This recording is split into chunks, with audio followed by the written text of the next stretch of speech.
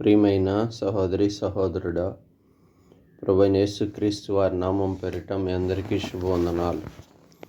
ఈ ఉదయకాలము పరిశుద్ధ గ్రంథంలో నుంచి 2 దినవృత్తాంతములు 29వ అధ్యాయము 11వ వచనాన్ని ధ్యానాంశముగా తీసుకుందాం.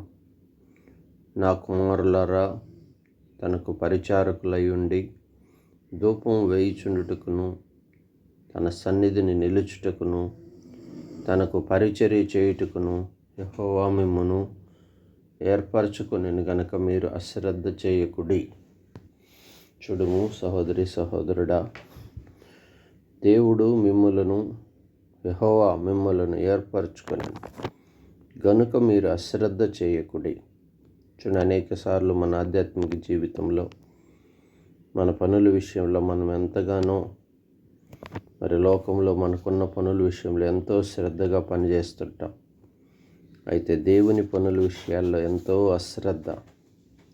చూడండి, ధూపం వేయుటకు, పరిచర్య చేయుటకు, దేవుని సన్నిధిని నిలుచుటకు దేవుడు మనల్ని ఏర్పరచుకున్నాడు.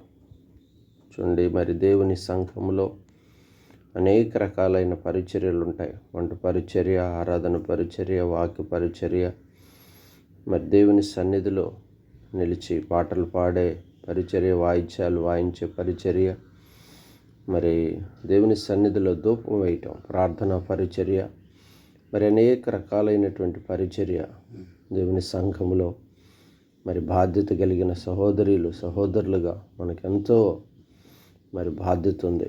చూడండి, శ్రద్ధగా పని చేయాలంటున్నాడు.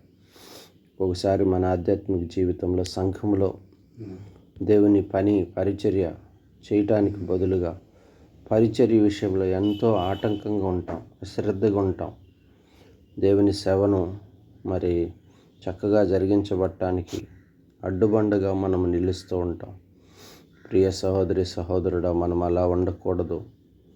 సేవ చక్కగా జరగటానికి మన వంతు పాత్రగా శక్తి వంచన లేకుండా దేవుని ఇంటిలో పనిచేసేవారుగా, సంఘం క్షేమాన్ని కోరుకునేవారుగా, దైవ సేవకులకు సహకారులముగా, ఆత్మీయులముగా మనము పరిచర్యలో ముందు కొనసాగే వారముగా ఉండాలి.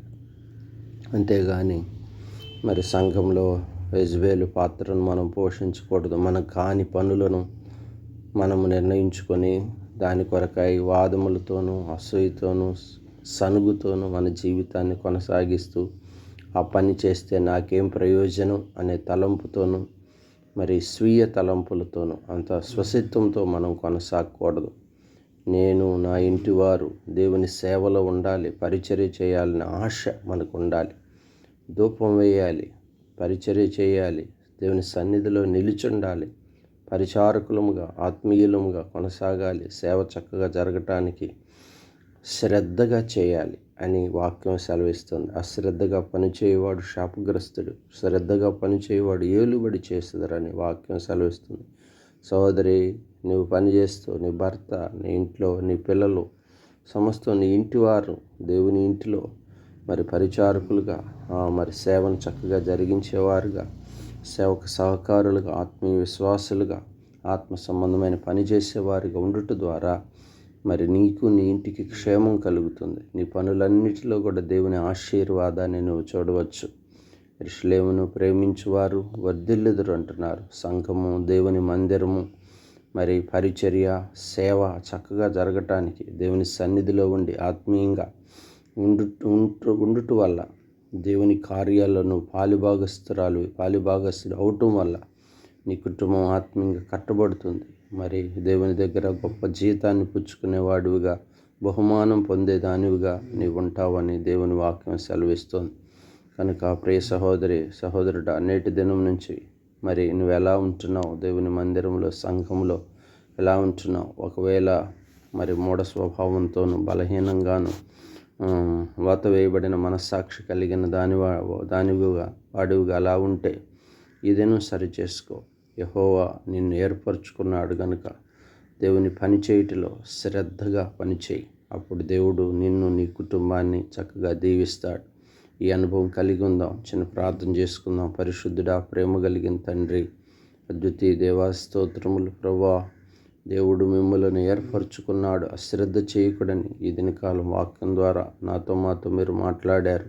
అవునయ్యా, పరిచారకులమై ధూపం వేయుటకును, దేవుని సన్నిధిలో నిలుచుటకును, పరిచర్య చేయుటకును మీరు ఏర్పరచుకున్నారు.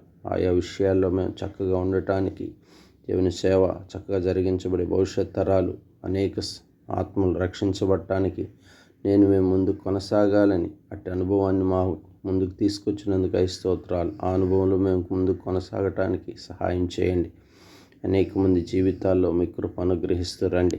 వ్యాధిగ్రస్తులను స్వస్థపరచము, అనారోగ్యంగా ఉన్న వారిని బాగు చేయము. అయా మరి తండ్రి, ఇంటర్మీడియట్ ఎగ్జామ్స్ జరుగుతున్నాయి, బిడ్డలను జ్ఞాపకం చేసుకోండి, సహాయం చేయము. పరిపూర్ణ మరి CBSEలో 10th ఎగ్జామ్స్ రాస్తున్న బిడ్డలు ఉన్నారు, వారిని జ్ఞాపకం చేసుకోండి.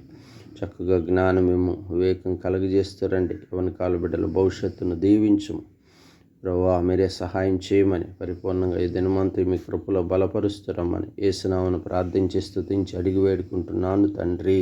ఆమేన్.